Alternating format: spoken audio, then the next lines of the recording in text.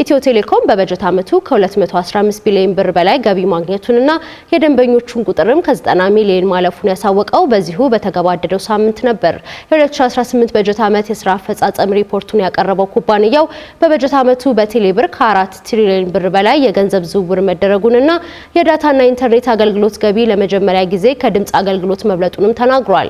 እንዲሁም በበጀት ዓመቱ ከ73 ቢሊዮን በላይ የመንግስት ግብር መክፈሉን የገለጸው ኩባንያው በመካከለኛው ምስራቅ ግጭት ምክንያት የነዳጅና የሌሎች የኩባንያው የሎጂስቲክስ አቅርቦቶች ተስተጓጉለው እንደነበር በሪፖርቱ አመልክቷል።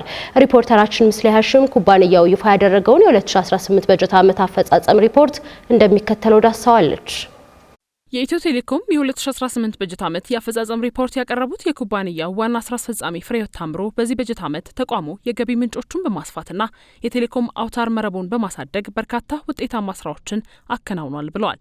በዚህም በበጀት ዓመቱ የሞባይል ጣቢያዎችን ቁጥር ከ10 ሺህ በላይ ማድረስ ተችሏል ያሉት ዋና ስራ አስፈጻሚዋ በተጨማሪም የፎርጂ አገልግሎት ተደራሽነትን በማስፋት 264 ከተሞችን ማካተት የተቻለ መሆኑንና አዳዲስ 7 ከተሞችን በመጨመር በአጠቃላይ በ33 ከተሞች የ5G አገልግሎት መሰጠት መጀመሩን አብራርተዋል። በተጠናቀቀው በጀት ዓመት 215.8 ቢሊዮን ብር ገቢ ማግኘቱን የገለጹት የተቋሙ ዋና ስራ አስፈጻሚ ፍሬህይወት ታምሩ የተገኘው ገቢ የዕቅዱን 99.7 በመቶ ማሳካት የቻለ ሲሆን ከባለፈው ዓመት ተመሳሳይ ወቅት ጋር ሲነጻጸር የ32.2 በመቶ ከፍተኛ እድገት ማሳየቱን ነው ያስረዱት። 215.8 ቢሊዮን የኢትዮጵያ ብር ማለት ነው ጀነሬት አድርገናል ማለት ነው። 99.7% እቅዳችንን ለመፈጸም ችለናል፣ ለመከወን ችለናል ማለት ነው። ይሄ ትልቅ ስኬት ነው። መጀመሪያውኑ ያው ኔክስት ሆራይዘን እንዳልኳችሁ በጣም አምቢሺየስ ትልቅ ታርጌት የያዘ ነው። ከባለፈው በጀት ዓመት 162 ቢሊዮን ጀነሬት ካደረግንበት አንጻር ሲታይ ደግሞ 33.2% ግሮዝ ያሳየበት ነው ማለት ነው። እንደዚሁም ከውጭ ምንዛሪ አንጻር ካየነው 188.4 ሚሊዮን ዩኤስዲ ጀነሬት ያደረግንበት የእቅዳችንን 90 በመቶ ያከናወንበት ነው ማለት ነው። ይሁን እንጂ ከዚህ ውስጥ ስራ ማስኬጃ ወጪዎች ተቀንሰው የተገኘው ትርፍ 113.1 ቢሊዮን ብር መሆኑን የገለጹት ዋና ስራ አስፈጻሚዋ የኩባንያውን ያልተጣራ ትርፍ ምን ያክል እንደሆነም አብራርተዋል። የስራ ማስኬጃ ወጪዎች ብቻ ከተቀነሱ በኋላ የሚገኝ ፕሮፊት ይባላል። ይሄ ኢቢዳ ሬታችን 52.4% ነው። ኢቱ ጉድ ቱ ቢ ትሩ የሚባል አይነት አፈጻጸም ነው።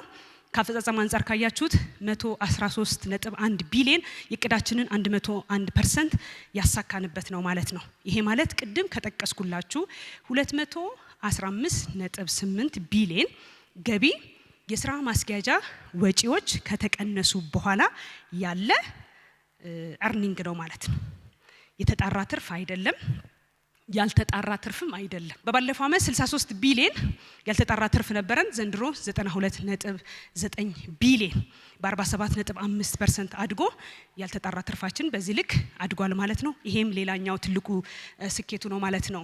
ለተመዘገበው ከፍ ያለ ገቢ ከፍተኛውን ድርሻ ካበረከቱ የአገልግሎት አይነቶች መካከል ቀዳሚው ኢንተርኔትና ዳታ አገልግሎት 31 በመቶ ድርሻ ሲኖረው በሁለተኛነት የሞባይል ድምጽ አገልግሎት 23 በመቶ ድርሻን ይዟል።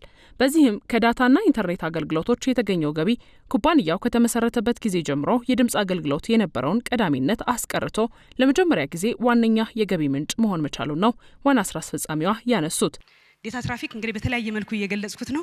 አሁን በቁጥርም ስታዩት ባለፈው ከነበረው እንግዲህ 1.3 እንግዲህ ፔታባይት አሁን ላይ 1.8 በበጀት ዓመቱ ማለት ነው 42 በመቶ አድጓል። ትራፊኩ የውድ ደንበኞቻችን እንግዲህ አጠቃቀም ማለት ነው። ይሄ ቅድም ብዬን ለጠቀስኩት የሬቬኑን የመጀመሪያውን የአንበሳውን ድርሻ እንዲይዝ እንግዲህ ሼሩን አስችሎታል ማለት ነው። የድምጽ አገልግሎትስ ምን ይመስላል ብላችሁ ካያችሁት በ12% ያደገበት ነው ማለት ነው። ወይም ትራፊኩ ማለቴ ነው እንደምታዩት ማለት ነው።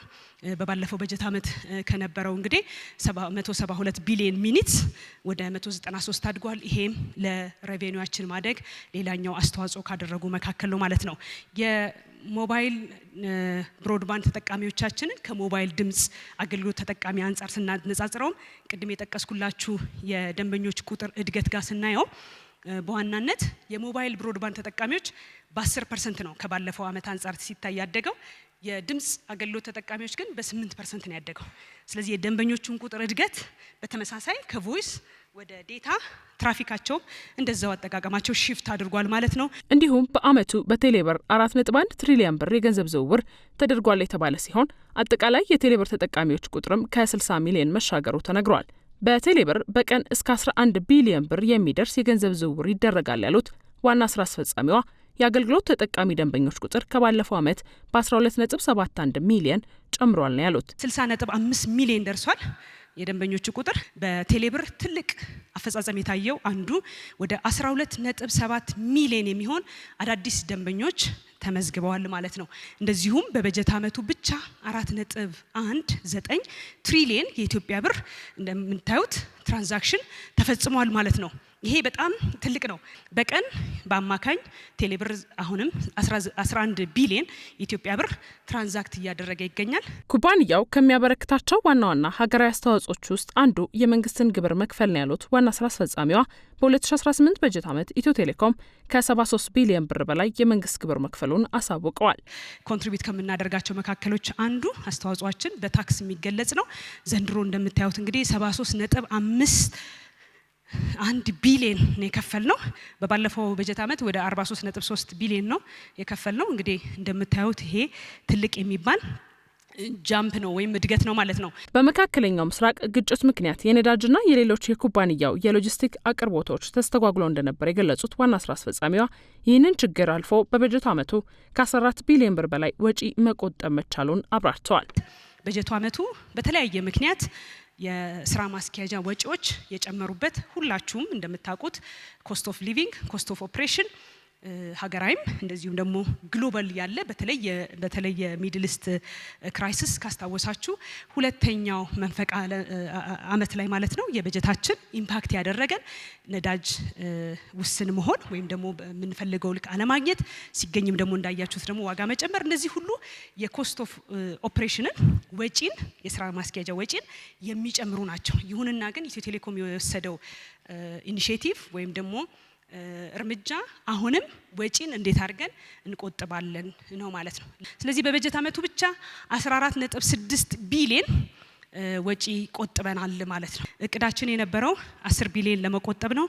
142% አሳክተን 14.6 ቢሊዮን ወጪ ለመቆጠብ ችለናል ማለት ነው።